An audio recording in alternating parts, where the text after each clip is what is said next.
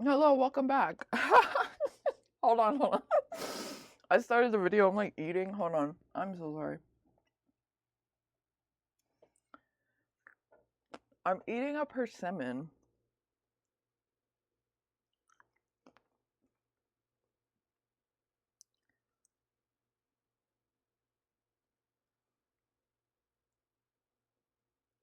Okay, so we got some work to do on this spring. I said yesterday that I was gonna finish it, but I got so stuck on projective modules that I ended up writing a whole rederivation of equivalent statements for projective modules, which actually should probably be this video, but we're going to finish the prelim and maybe I'll do the projective module video in a couple days. But you can also check the what I wrote on the board about projective modules on instagram.com/jtpmath, because I usually put my board work on there. If the board work is me, I don't write on the board a lot. And the only time I write on a whiteboard or a chalkboard is if I'm showing something to you guys. I usually keep it in the notebook because I can just record it and put it on YouTube.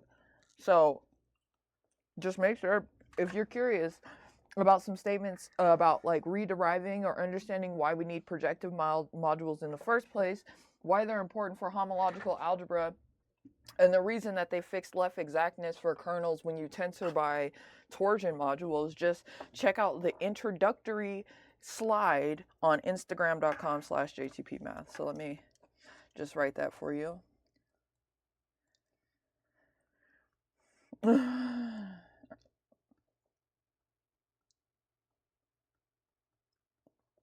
you'll find the latest slide on projective modules. Latest board work.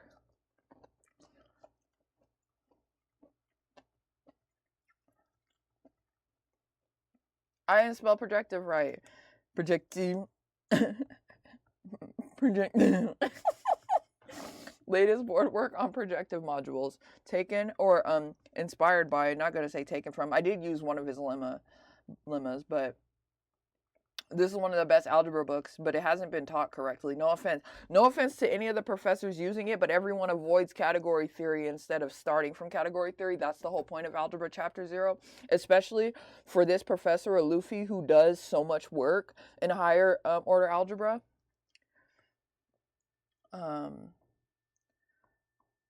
Author, I mean, you know the author, Aloof. This is one of my favorite algebra. That's why I had to actually purchase the book myself. It's one of my favorite algebra books.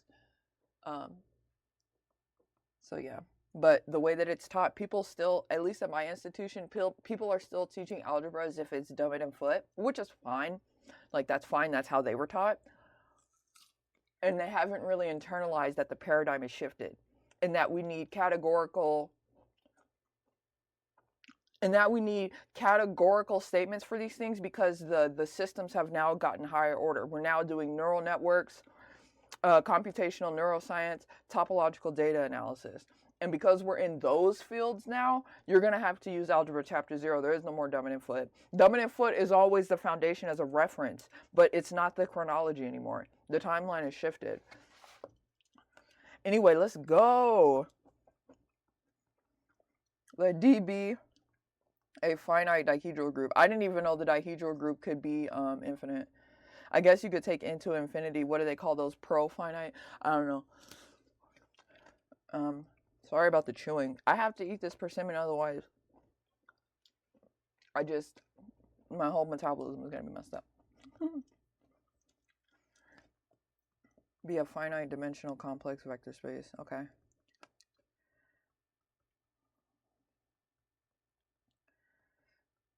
Complex vector space.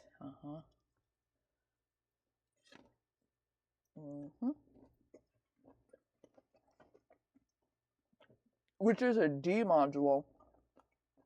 Yeah, I mean, yeah. This is interesting. The way that it's phrased is just interesting. Because when I see D modules, I'm thinking about that Japanese work.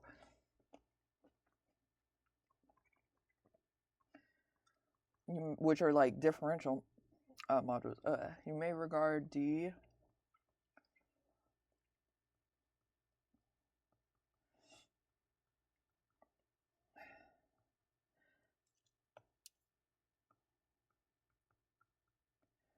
Linear transformations from V to itself. V to itself. Okay. Yeah. Wait. Okay. Prove. Okay. I mean, it's a. Okay, hold on. Okay, hold on.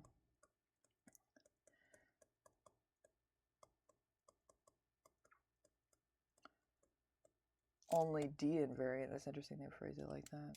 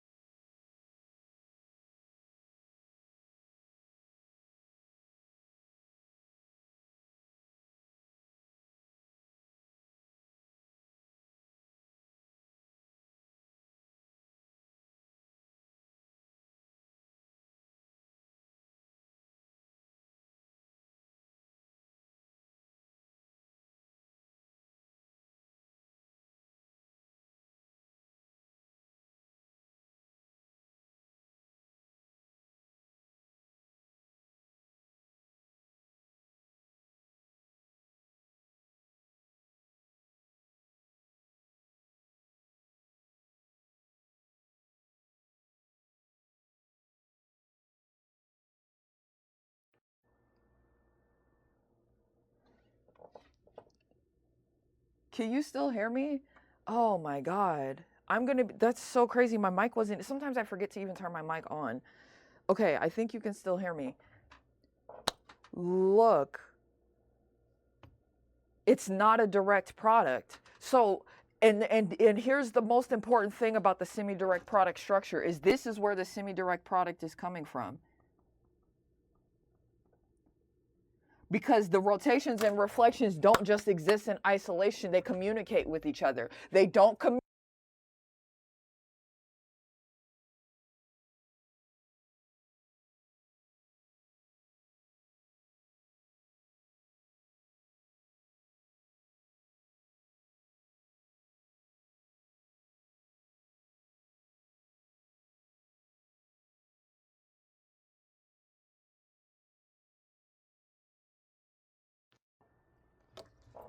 TX, what is TX? Oh, my mic is, oh my God, hold on. This is so annoying.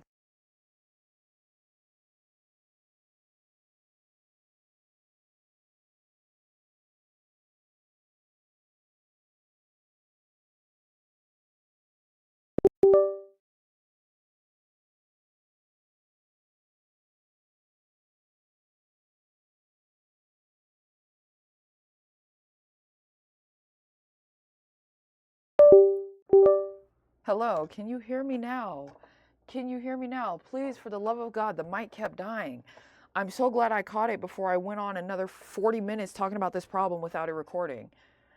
Dude, this is one of the most important problems I'm about to show you right now because you're about to get the whole dihedral group and everything.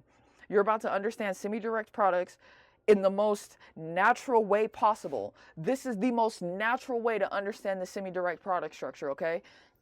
The most natural, geometrically obvious thing you can obviously ever do ever. God. Okay, so my mic wasn't charged and it kept going out. If for the first half of this video or the first 17 minutes of this video you haven't heard anything or it was going in and out, I'm sorry. I didn't know my mic wasn't picking up. We are here now. So let's just recall what's happening because I might have to edit this video. We started off with let D be a finite dihedral group and let V be a complex vector space, which is a D module, okay? So they're already throwing in stuff that's gonna you're like, okay, modules, now I have all types of shit to work with because you're like, okay, we're not just talking about vector spaces now, we're talking about modules. So it takes you from the category of vector spaces, which is just so strict, to the category of modules. You may regard D as a group of linear transformations from V to itself. That's exactly how we think about vector spaces in linear algebra, right? You can either think about them as like spaces of vectors, or you can think about them as endomorphisms, right? That's what they are. When you talk about matrices, matrices are processes. Matrices are the morphisms of vectors. So the space of matrices is an endomorphism ring. Okay, so hold on. Prove that if the only D invariant subspaces of V are 0 in V itself, then the dimension of V as a vector space over C is equal to 2. So when I first looked at this, my immediate gut reaction was like, oh my gosh, this looks like Galois theory.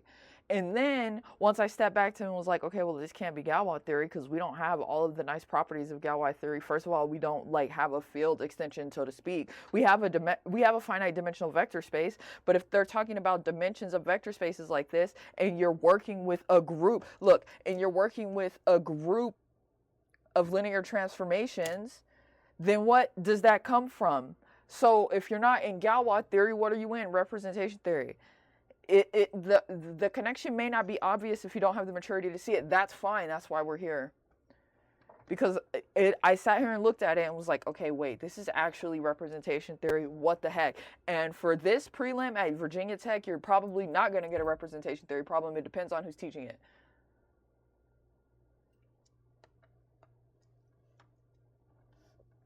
Okay. Where R represents rotation by 2 pi over n, right? We know that. and S represents a reflection.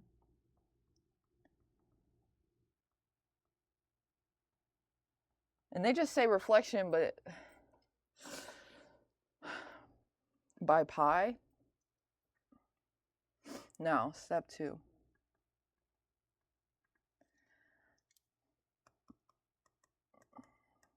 Think of V as a representation. I'm so sorry about the mic. Oh my God. So sorry about the mic. Like, because the insights I had before, I was just looking at it like, what? This is... Okay, think of V as a representation. V is a finite dimensional vector space, right? Okay, so think of V as a representation. V is a finite dimensional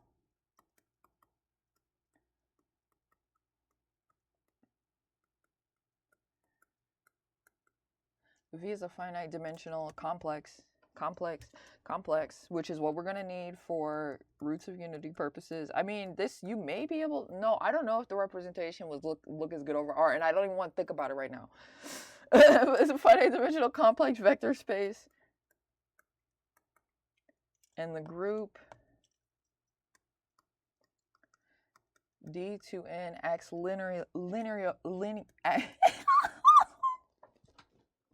acts linearly on it.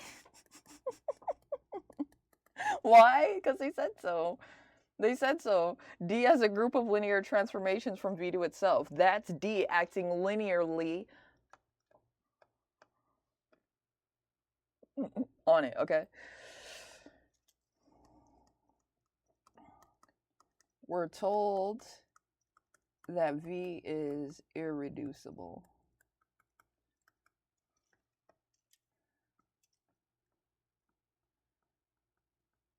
Meaning the only D2N invariant subspaces, listen. Oh my God. The only D2N invariant subspaces of V are 0 and V. 0 like this, not the empty set.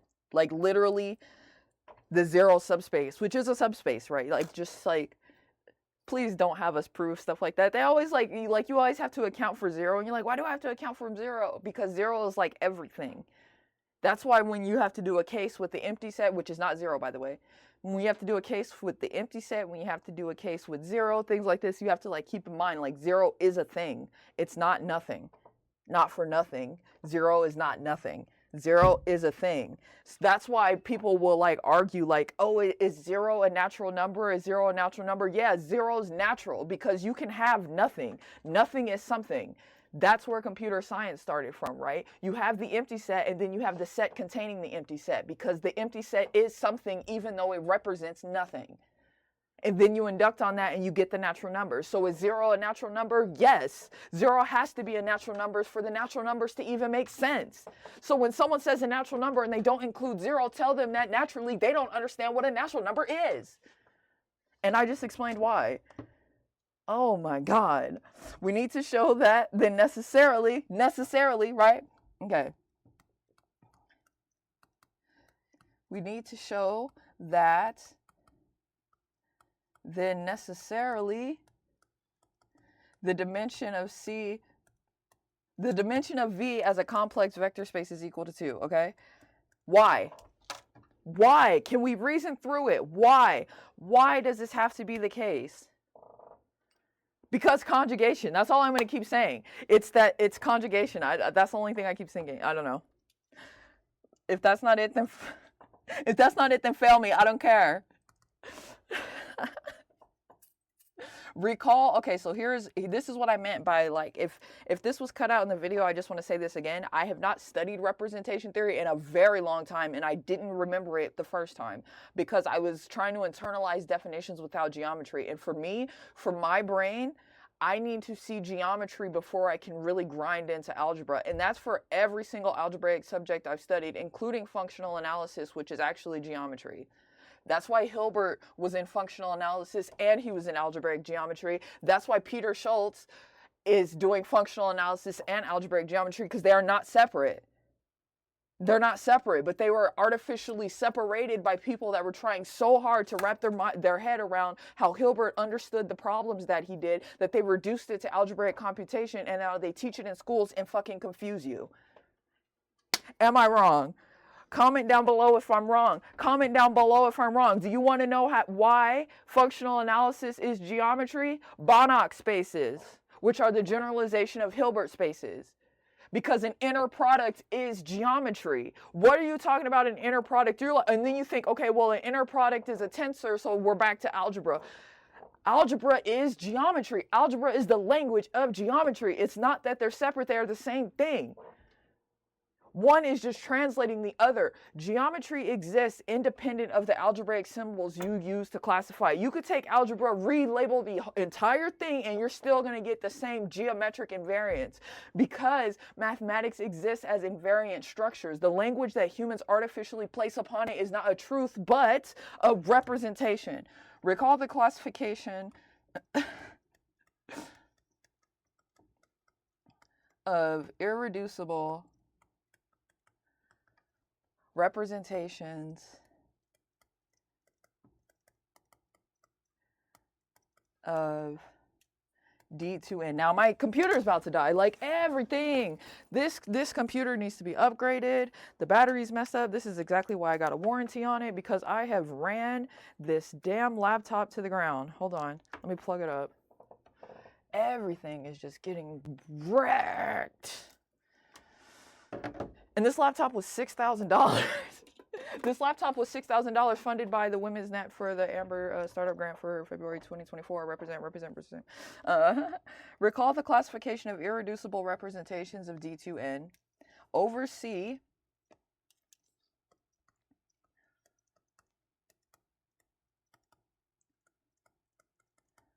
the irreducible representations of D2N come in two types.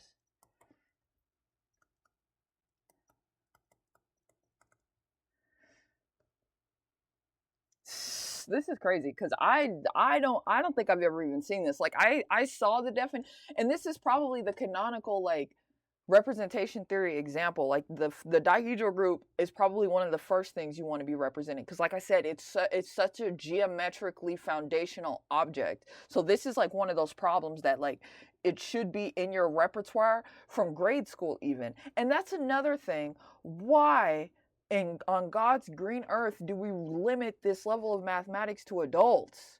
If you would have seen this in 5th grade, do you know how easy it would be for you now? Okay, like, so if you're a 5th grader watching this, good for you. Okay, one-dimensional representations.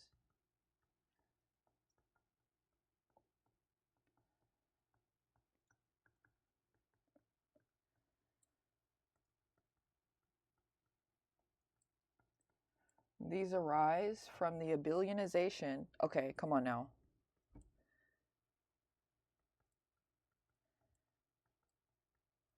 Like, I know we haven't, that's why I said algebraic topology ends up coming in here too. I already know we haven't talked about abelianization. We're just gonna have to black box this because I can't explain it to you. But if a group is abelian, if every element can be written as AB equals BA for all A, B, and D, right? That's what it means for a group to be an abelian group. So D2N is not abelian, because I said the semi-direct product can't be abelian. That would give it a direct product structure. We can't have abelianness because reflections don't behave like that. As soon as you take something, rotate it, and then reflect it, it's not the same as reflecting it and rotating it. And it's not the same as putting that thing down, flipping it, and reversing it either. Right? So as soon as you get a rotation and a reflection, do it on a piece of paper. Put something down, reflect it, right on the front. You can do it, look, right on the front and back of a paper. If you rotate it and reflect it, it's not the same as reflecting it and rotating it, because reflecting it flips it to the back. So D2N is not abelian, but you can have an abelianization. You can close it under abelian actions. The abelianization of it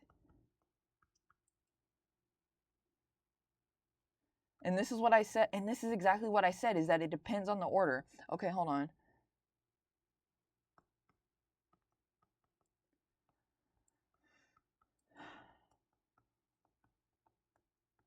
Because the rotations respect a certain structure if they're even or odd. Like if you have an even group, if you have an even symmetry about the y-axis, right? So for an even dihedral group, if you have an even symmetry about the y-axis, the reflections are going to look different. If you have an odd symmetry about the y-axis, the reflections and rotations are going to look different.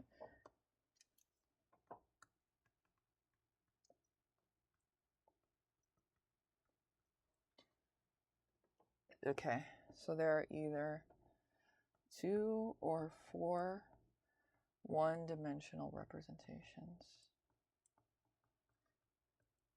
Dimensional representations. Okay, so then we have the 2-dimensional representations.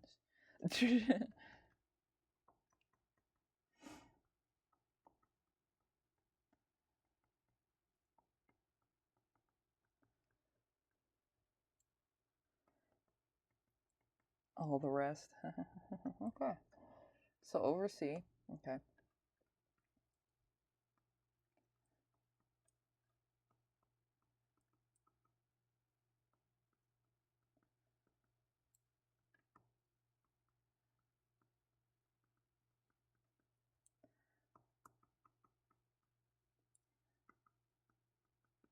Is either one-dimensional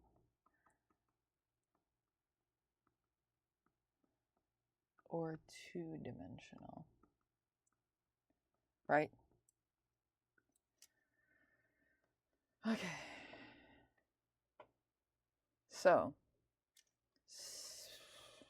where are we at? Step 4. Okay. Step 4.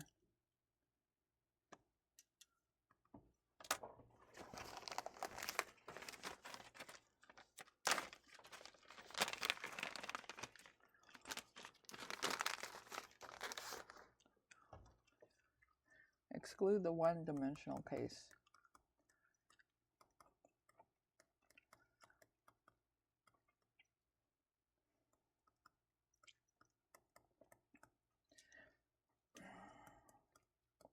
If V is one-dimensional, I have to okay.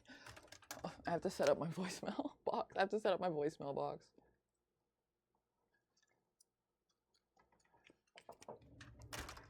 If V is one-dimensional, then the group acts by characters.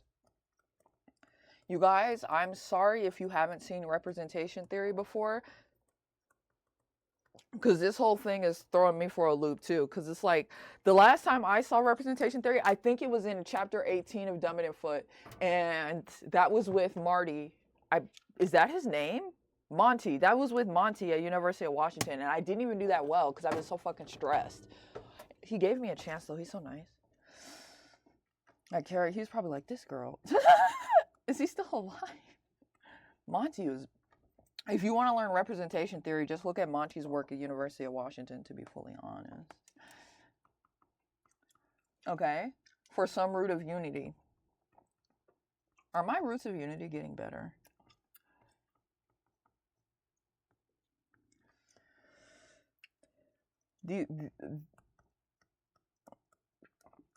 These are the abelian character representations.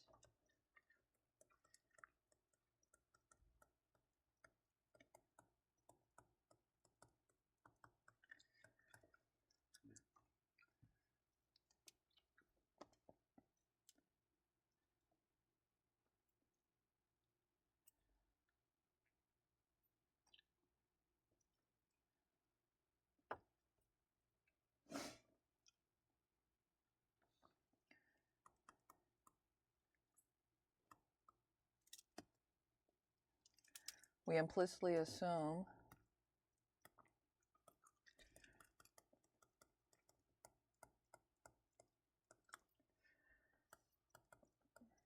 V is non-trivial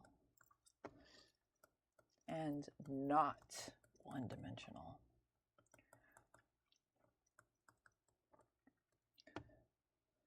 Thus,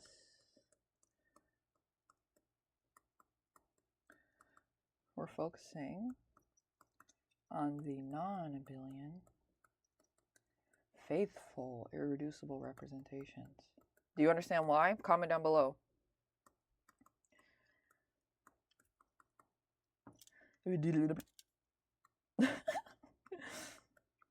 Representations.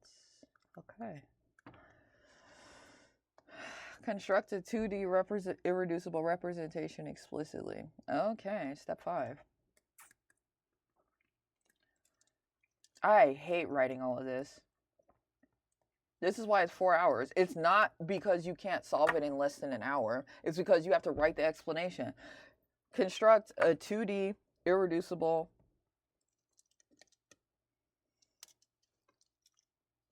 hello. I'm just making sure because this mic, I don't. Reducible representation.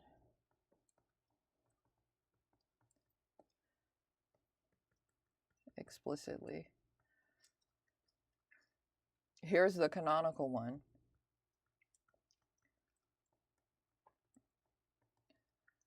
And I'm sorry if they always feel like, oh, people's handwriting gets worse. My handwriting used to be good as a practice, like when I'm actually trying, but it's like, this is prelim. Like, you don't, I mean, this is why I want to do oral prelims. This is exactly why. Because writing this shit is like annoying. It just takes up so much time and your brain is moving faster than writing it down. This is obviously an easy one, right?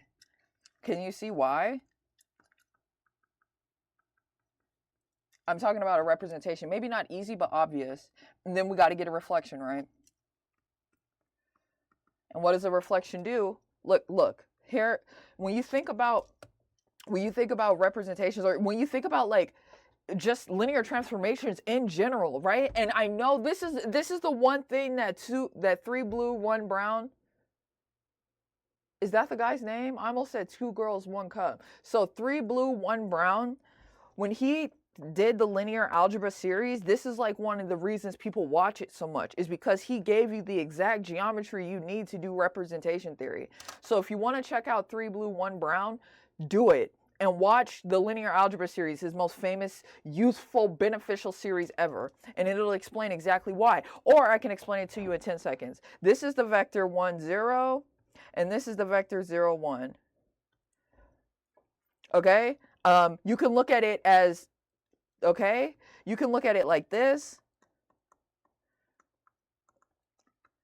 You can look at it as rows. You can look at it as columns. You can look at it as columns. You can look at it as rows. It really depends on your perspective. It depends on the geometry you're in. It depends on the topology you're using. It depends on blah, blah, blah. It depends. But the issue, or the beauty of it, is that the information is invariant even though the representation is the same. And that's the theme of all of mathematics. The information is invariant even though the representation is the same.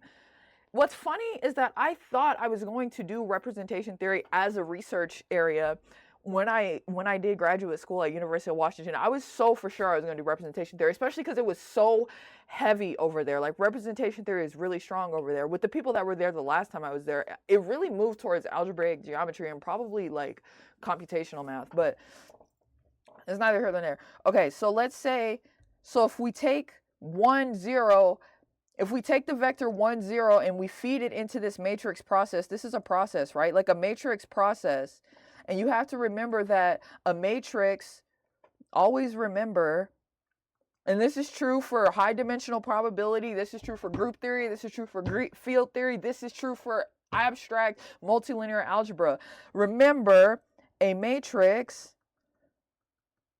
is a morphism, which means it moves things. A matrix is a morphism. So we have a morphism that fixes the first vector and reflects the second vector along the y-axis. That's how you read that matrix. And what is that? Let's say you have, let's just do, I'm not really good at drawing, so I always draw the square because the square is just like the easiest to draw. But it would be better to start with the pentagon, obviously. How do you want to orient it? Guys, I'm okay, so let's say that this is its orientation. I made something that's, so let's say I reflected about the y-axis, right? That is a reflection. So this is what this S represents. We fixed this one, right? Like in, hold on, in this direction, in the X direction, the vector is fixed. That's encoded by this. That's why the standard basis looks the same. But in the Y direction, the Y is flipped. But in the X direction, the Y is flipped. We negate the Y. Hold up. Let me make sure I do it right. Like this, right? That's a negative Y vector. This is a negative in the second. So that means Y gets sent to this. Negative 1. 0, 1, 0, negative 1. See? That's a reflection. And you can, there's obviously more than one reflection, but this is a reflection about the x-axis. Hold on, reflection about the x-axis.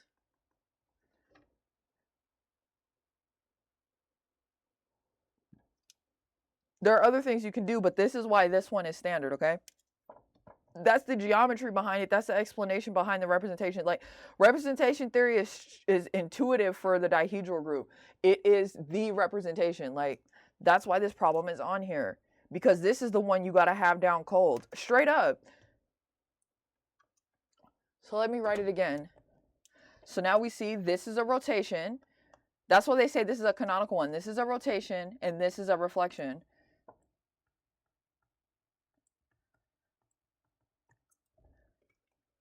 Okay?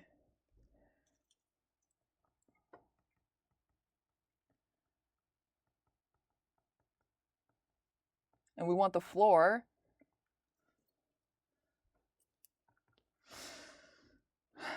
Okay.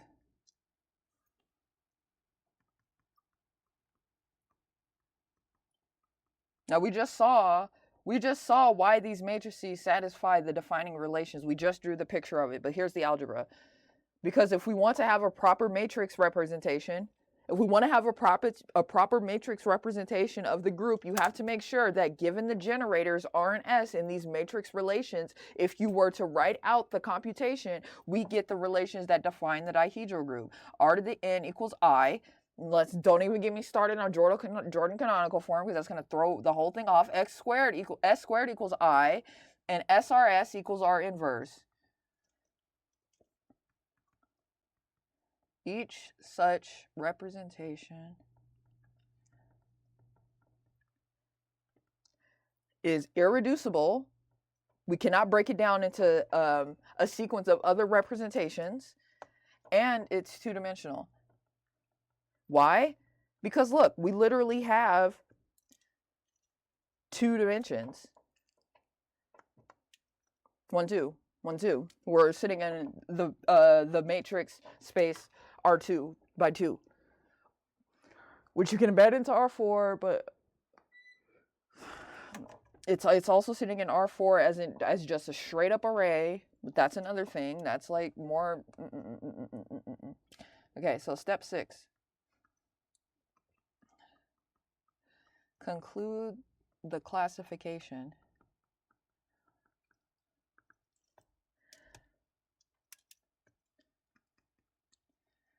Therefore, all irreducible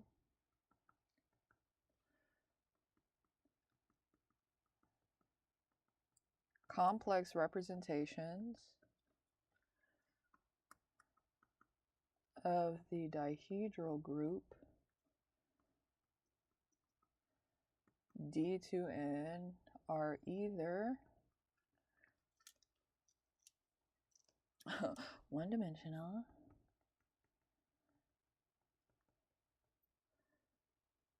characters. If you don't just look, I didn't know that we were going to get thrown a representation theory problem on there, and I'm really sorry because I don't have these straight up definitions remembered like this. Corresponding to, I have I have a rap song that I probably now is making me think I should finish. It's called Family Ties, I before E. I wrote it as a freestyle in 2021 when I was visiting my family in Seattle. And it's a root theory, like Coxeter group rap. And it's on SoundCloud as a freestyle, and I think maybe I should finish it and turn it into a song and then do the representation theory stuff on it. But it's like, God, you know.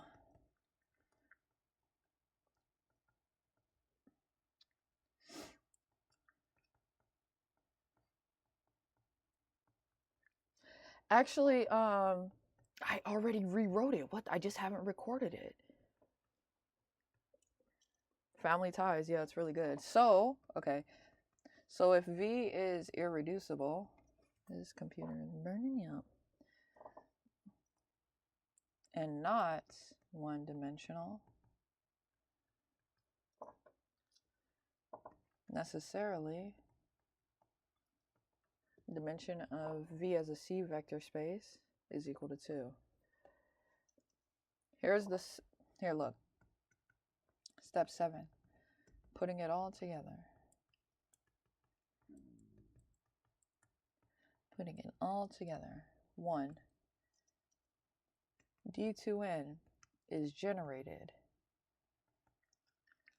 by rotations and reflections.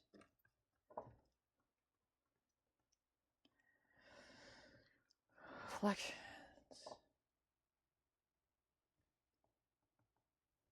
With SRS equals R inverse. The group algebra.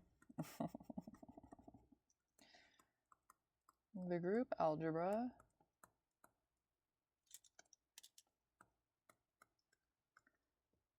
decomposes into irreducible representation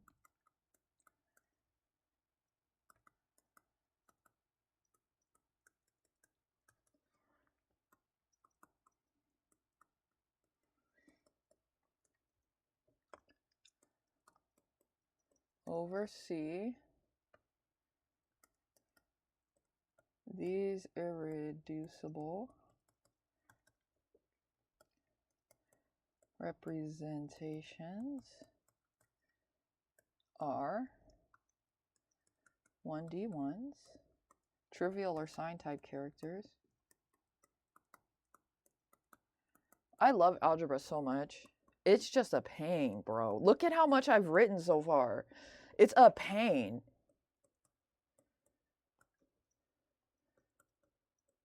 Because you have to put in words where you can see that's like obvious.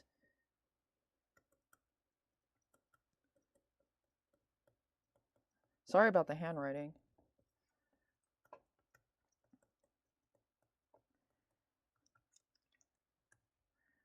Hence,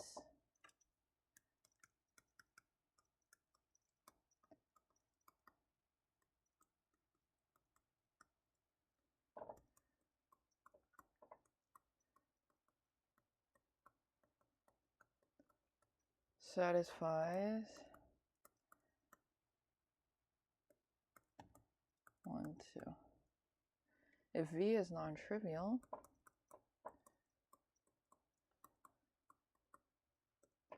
and not one-dimensional, then the dimension of V as a complex vector space is equal to 2.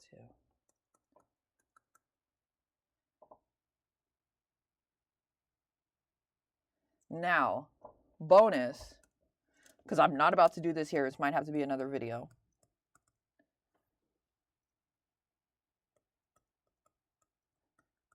Show using an algebraic argument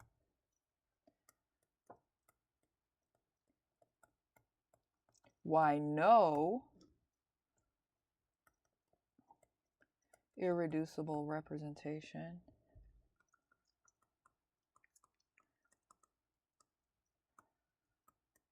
of D2N can have dimension greater than 2. And then hint, use class equations and orthogonality of characters. Next thing you know, we're going to be in functional analysis. What did I say? This is literally about to, I'm literally about to do Fourier analysis. I mean, we're literally going to end up in Fourier analysis.